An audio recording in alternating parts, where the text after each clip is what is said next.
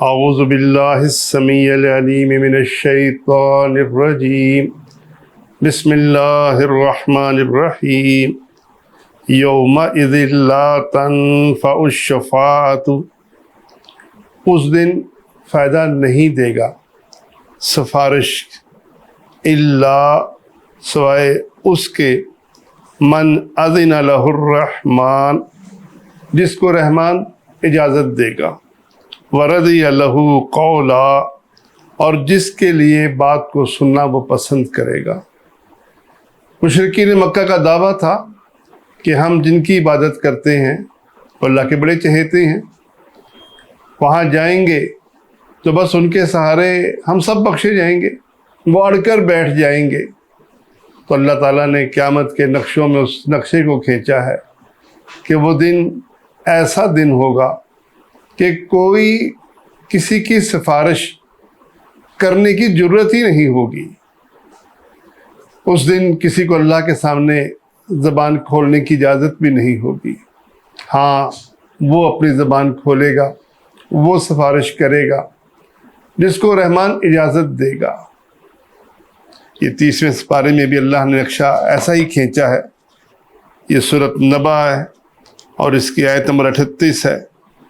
فرمایا یوم یقوم الروح والملائکۃ صفا، جس دن روح الامین اور فرشتے صف باندھ کر مالک کے سامنے حاضر ہوں گے۔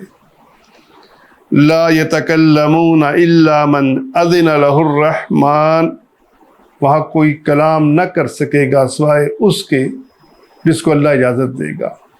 وقال صوابا، اور بات بھی صاف صاف سیدھی کرے گا، صحیح بات کرے گا۔ رسول اللہ صلی اللہ علیہ وسلم کو سفارش کی اجازت ملے گی۔ کیسے ملے گی؟ یہ نقشہ بیان فرمایا رسول اللہ صلی اللہ علیہ وسلم نے، صحیح مسلم کی روایت ہے کہ سب سے پہلے میں اللہ کے حضور سجدے میں گر جاؤں گا، میں اللہ کی وہ تعریف کروں گا جو اللہ مجھے وہیں سکھائے گا۔ اس کے بعد اللہ فرمائے گا محمد سر اٹھا، مانگ کیا مانگتا ہے، سفارش کر، تیری سفارش قبول کی جائے گی۔ دیکھیے، ایسا معاملہ نہیں ہے کہ وہاں کوئی اڑ کر بیٹھا ہوگا کہ یہ میرے مرید ہیں، ان کو اللہ کچھ نہیں کہنا، بلکہ سب سے پہلے رسول اللہ صلی اللہ علیہ وسلم بھی سجدے میں گریں گے، اللہ کی تعریف کریں گے، اور جب تک اللہ چاہے گا وہ سجدے میں پڑے رہیں گے، اور اس کے بعد پھر اللہ حکم دے گا کہ سر اٹھا، مانگ، سفارش کر، تیری بات سنی جائے گی، تجھے دیا جائے گا۔ تو آپ صلی اللہ علیہ وسلم پھر سفارش کریں گے۔ تو وہ نقشہ جو مشرکین کے ذہنوں میں ہے وہ بالکل مختلف ہے۔ جیسے اکثر قوالیوں میں وہ بیان کرتے ہیں کہ اللہ کے نبی کی سواری آ رہی ہوگی اور ہم سارے پیچھے تاڑیاں بجاتے ہوئے جنت میں چلے جائیں گے، یہ نقشہ قرآن اور سنت میں بیان نہیں ہوا۔ تو اللہ فرماتا ہے کہ وہاں کوئی سفارش نہ کر سکے گا سوائے اس کے جس کو رحمان اجازت دے گا۔ وقال صوابا، بات بھی صحیح کرے گا، سفارش بھی اسی کی کرے گا جس کی سفارش کو اللہ پسند کرے گا سننا۔ یہ نہیں کہ ابراہیم علیہ السلام اپنے باپ کی سفارش کر دیں، نوح علیہ السلام اپنے ڈوبتے ہوئے کافر بیٹے کی سفارش کرے، یا محمد رسول اللہ صلی اللہ علیہ وسلم ابو جہل اور ابو لہب کی سفارش کرے، ایسا نہیں ہوگا۔ بلکہ جس کے لیے وَرَضِيَ لَهُ قَوْلًا، جس کے لیے وہ بات کو سننا پسند کرے گا، اس کی سفارش ہوگی۔ آپ صلی اللہ علیہ وسلم جب سفارش کریں گے، اللہ ایک حد مقرر کرے گا، جاؤ جہنم سے ان کو نکال لاؤ جن کے دل میں 1 دینار ایمان ہے۔ پھر حد مقرر فرمائے گا، جاؤ جا کر جہنم سے ان کو نکال لاؤ جن کے دل میں آدھا دینار ایمان ہے۔ اور پھر فرمائے گا، جب پھر آپ سجدے میں گریں گے، پھر آپ دعا کریں گے، جاؤ جہنم میں جن کے دل میں رائی سے کم ایمان ہے ان کو نکال لاؤ۔ ایمان شرط ہے ان کا، ایمان ہوگا تو جہنم سے نکلیں گے۔ اس لیے یہ سورۃ زمر کی آیت نمبر 44 میں اللہ نے بات خوبصورت انداز میں سمجھائی۔ قل، اے نبی کریم صلی اللہ علیہ وسلم فرما دیجئے، للہ الشفاعۃ جمیعا، سفارش سب کی سب اللہ کے اختیار میں ہوگی۔ جو کرے گا اس کا چناؤ بھی اللہ کرے گا، اور جس کی جا رہی ہوگی اس کا چناؤ بھی اللہ کرے گا۔ اس لیے فرمایا للہ الشفاعۃ جمیعا، سفارش پورے کا پورا اختیار اللہ اکیلے کے پاس ہوگا۔ جو ہمارے ذہنوں میں سفارش ہے، جیسے آج معاشرے میں چل رہی ہے، یہ سفارش آخرت میں نہیں ہوگی۔ تو اللہ تعالیٰ ہمیں ایمان کی توفیق دے تاکہ ایمان کی بنیاد پر یہ سفارش ہمارے کام آئے، ورنہ صاف اللہ نے کہہ دیا کہ وہاں سفارش کسی کو نفع دے گی ہی نہیں سوائے اس کے جس کو رحمان اجازت دے۔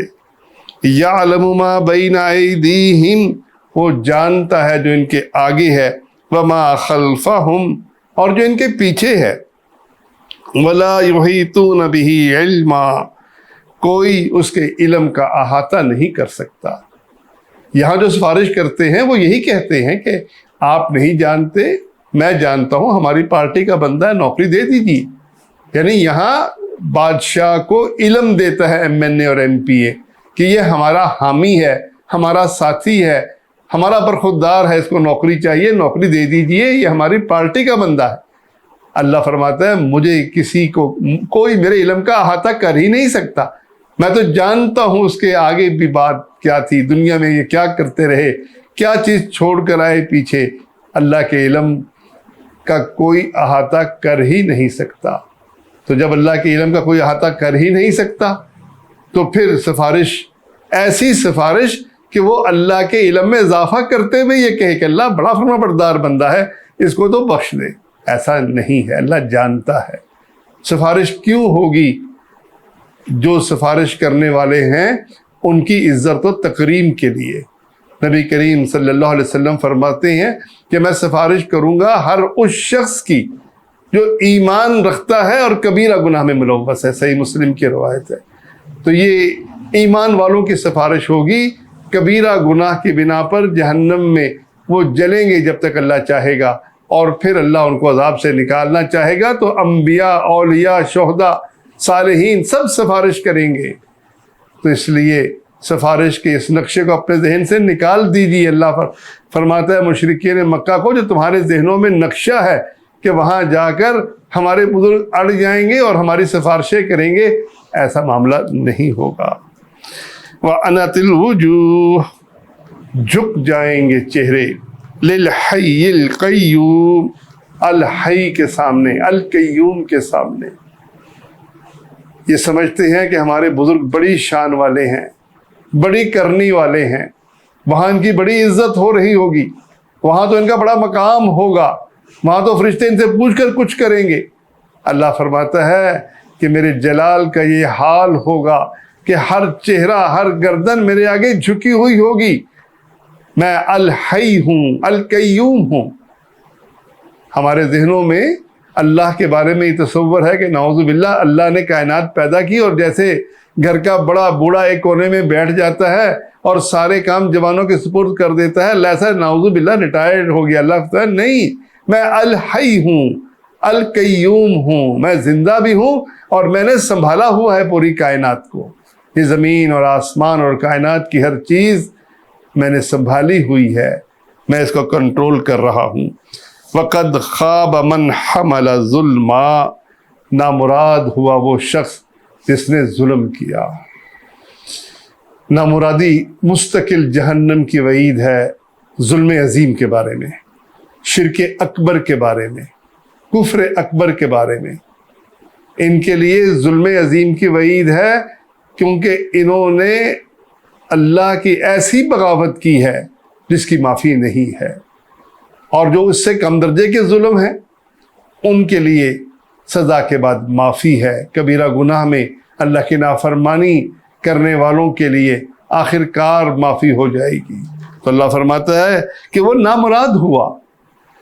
نامراد کیسے؟ دنیا میں وہ ڈاکٹر تھا، انجینئر تھا، پروفیسر تھا، بڑی کوٹھیوں والا تھا، بڑی عزت اس کو ملی ہوئی تھی، لیکن آخرت میں جہنم کا ایک غوطہ اس کو سب کچھ بھلا دے گا۔ رسول اللہ صلی اللہ علیہ وسلم فرماتے ہیں ایک شخص جسے ساری زندگی عیش کی ہوگی، اللہ ایک دفعہ جہنم کا غوطہ دے گا اور پوچھے گا کبھی سکون ملا؟ کہے گا اللہ کبھی سکون نہیں ملا۔ دیکھیے اللہ نے نامراد کہا ہے اس کو جو اللہ کی نافرمانی کر کے اپنے اوپر ظلم کرتا ہے۔ اس لیے ہمیں اپنے کامیابی کا تصور بدل لینا چاہیے۔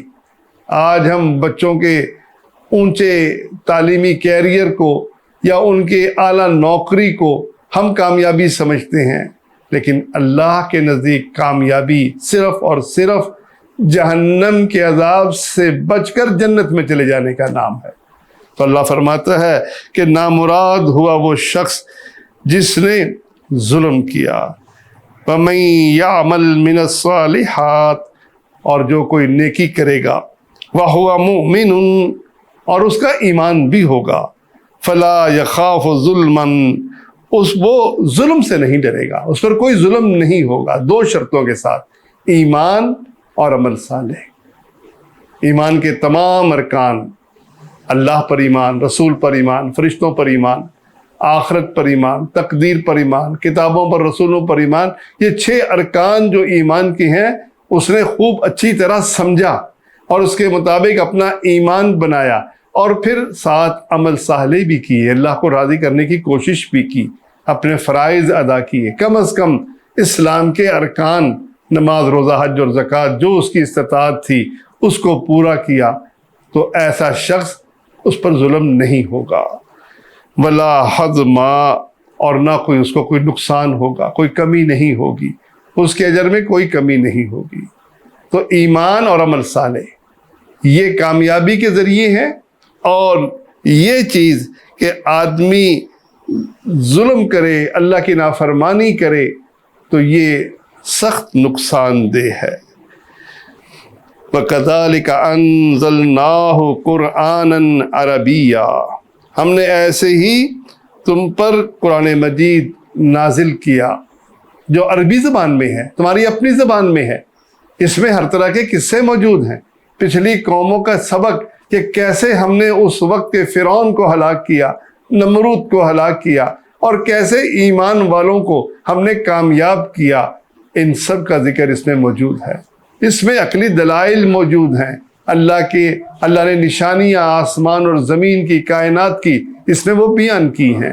تو اللہ تعالیٰ نے عربی زبان میں یہ قرآن مجید آپ پر نازل کر کے آپ کی قوم پر حجت تمام کر دی، ان کو بتا دیا کہ اگر تم اس پر ایمان نہیں لاؤ گے، سب سے بڑے بد نصیب تم ہوگے، کیونکہ یہ تمہاری زبان میں ہے، تمہارے لیے آسان ہے اس کا سمجھنا، اس میں یہ قصے اور کہانیاں نہیں ہیں، یہ تمہارے لیے سبق آموز باتیں ہیں۔ وَصَرَّفْنَا فِيهِ مِنَ الْوَعِيدِ، اور ہم نے اس میں بار بار تنبیہات لائے ہیں، ہر صورت میں ہم نے خبردار کیا ہے، تمہیں بار بار تنبیہ کی ہے کہ دیکھو وہاں کا معاملہ بڑا خطرناک ہے، وہاں کا معاملہ وہ ایمان اور عمل صالح کے ساتھ مشروط ہے، تم اس طرف توجہ کرو۔ ہم وعیدیں سنا سنا کر ان کو بار بار مختلف انداز سے متوجہ کر رہے ہیں۔ لعلہم یتقون، شاید کہ وہ اللہ سے ڈرنے والے بن جائیں۔ یہ قرآن مجید کی آیات کا مقصد ہے، اور ہمیشہ ایک واعظ کو لوگوں کو سمجھانے کے لیے یہ مقصد ہمیشہ پیش نظر ہونا چاہیے۔ وہ داروغہ نہیں ہے، اللہ کے نبی صلی اللہ علیہ وسلم بھی داروغہ نہیں ہے، اور اس کو ہر ایک سے یہ توقع ہونی چاہیے کہ شاید یہ اللہ سے ڈر جائے۔ جب اللہ کے نبی صلی اللہ علیہ وسلم کے مخالفین کے لیے اللہ فرما رہا ہے کہ ہم نے یہ قرآن مجید نازل کیا شاید کہ یہ ڈر جائیں، تو ہمیں بھی ہر ایک سے امید ہونی چاہیے۔ ضروری نہیں کہ کسی نے ایک دفعہ بات سنی یا 10 دفعہ بات سنی اور وہ لازمی نہیں کہ اس وقت ایمان لے آئے، یہ اللہ کی توفیق ہے۔ آخر ابو سفیان رضی اللہ عنہ کا ایمان کتنا ملتوی ہوا کہ فتح مکہ کے وقت وہ ایمان لائے، اور ان کا ایمان ایسا ہی معتبر تھا جیسے باقی صحابہ کا ایمان معتبر تھا۔ اسی لیے کہ اللہ نے قرآن مجید میں صاف کہہ دیا کہ اگرچہ درجے میں فتح مکہ سے پہلے والے اور بعد والے برابر نہیں ہیں، لیکن ہر ایک کے لیے اچھا وعدہ اللہ کا ہے۔ تو ہمیشہ بات کرتے ہوئے ہمیں یہ امید ہونی چاہیے کہ شاید یہ ڈر جائیں، او یحدث لہم ذکرا، یا یہ نصیحت ان کو فائدہ دے دے۔ اور جب آدمی کو یہ امید ہو تو پھر وہ یقیناً نرم انداز اختیار کرتا ہے، کوشش کرتا ہے بات کو سمجھانے کی۔ فتعال اللہ الملک الحق، بہت بلند ہے اللہ جو مالک ہے، حقیقی مالک، وہ اس شرک سے بالکل بری ہے جو ان مشرکین مکہ نے اپنے معبودوں کے بارے میں بنا رکھا ہے۔ کہیں فرشتوں کو اللہ کی بیٹیاں کہتے ہیں، کہیں اپنے لات اور منات کو اللہ کے حصے بنائے ہوئے ہیں، اور سمجھتے ہیں کہ یہ اللہ کے چہیتے، اللہ کے نظام کے اندر یہ شریک ہیں۔ اللہ تعالیٰ ان کے ساری شرکیہ باتوں سے بلند ہے۔ وَلَا تَعْجَلْ بِالْقُرْآنِ، اور آپ قرآن مجید کے ساتھ جلدی نہ کیجیے۔ قرآن مجید اللہ کا کلام ہے۔ اللہ کے نبی صلی اللہ علیہ وسلم جب ایک مشرکین مکہ سے گفتگو کے اندر ہوتے تھے، ان کے سوالوں کے جواب آپ کو قرآن مجید سے ملتا تھا۔ قرآن مجید آپ صلی اللہ علیہ وسلم کے پاس وہ ہتھیار ہے جو اللہ کا دیا ہوا تھا، اور آپ چاہتے یہ تھے کہ جلدی جلدی میرے پر قرآن نازل ہو، آپ انتظار کیا کرتے تھے، بلکہ آپ جبرائیل سے کہتے ہیں تم زیادہ جلدی کیوں نہیں آتے؟ تو اللہ فرماتا ہے کہ اللہ کی حکمت میں ہی جانتا ہوں، میں نے اس قرآن کو جس حکمت اور تدریج کے ساتھ نازل کیا، تو یہ تدریج اور یہ حکمت میرے علم میں ہے، اسی ترتیب سے آپ ان کو سنائیے، ایک دم سب کچھ ان کے آگے میں نے نہیں رکھا، جب چاہا قرآن مجید کو نازل کیا، 23 سال کی مدت میں اس کو پورا کیا، تو آپ اس قرآن مجید کے لیے جلدی نہ کیجیے۔ اور دوسری چیز یہاں یہ مفہوم بھی مفسرین نے بیان کیا کہ یہ جلدی، جب فرشتہ آپ کے پاس آتا، آپ جلدی جلدی وہ سب کچھ لے لینا چاہتے تھے شوق میں۔ یہ شوق یقیناً بڑا قیمتی شوق ہے، جو آدمی کی ضرورت ہو وہ چاہتا یہ ہے کہ جلدی جلدی میں سب کچھ حاصل کر لوں۔ تو اللہ فرماتا ہے کہ آپ اس قرآن مجید کے ساتھ جلدی نہ کیجئے، من قبل اس کے ان یقضی الیک وحی، یہاں تک کہ وحی پوری نہ ہو جائے۔ آپ صلی اللہ علیہ وسلم جبرائیل کے ساتھ جلدی جلدی پڑھتے تھے، اس لحاظ سے بھی کہ شاید میں بھول نہ جاؤں، اور اس لحاظ سے بھی کہ میں جلدی سے سب کچھ حاصل کر کے میں اپنے سینے میں محفوظ کر لوں۔ تو اللہ نے فرمایا کہ پہلے فرشتہ اس کی تلاوت پوری کرے، اس کے بعد پھر آپ اس کی تلاوت کیجئے، آپ فکر نہ کیجئے۔ دوسری جگہ فرمایا کہ اس کا جمع کرنا، آپ کے سینے میں محفوظ کرنا، اور اس کے بعد آپ کو پڑھوانا، یہ ہمارے ذمہ ہے۔ یہ ہم آپ کے سینے میں محفوظ بھی کریں گے، آپ کی زبان سے ادا بھی کروائیں گے۔ تو یہ قرآن مجید کے لیے آپ جلدی نہ کیجئے، ہاں اللہ سے دعا کیجئے، وَقُلْ رَبِّ زِدْنِی عِلْمًا، کہ اللہ میرے علم میں اضافہ فرما۔ اپنے علم کے اضافے کے لیے اللہ سے دعا کیجئے۔ دیکھیے نبی کریم صلی اللہ علیہ وسلم بھی اللہ سے دعا کے محتاج ہیں، علم کے لیے، جن پر قرآن نازل ہو رہا ہے، جن پر فرشتے نازل ہوتے ہیں۔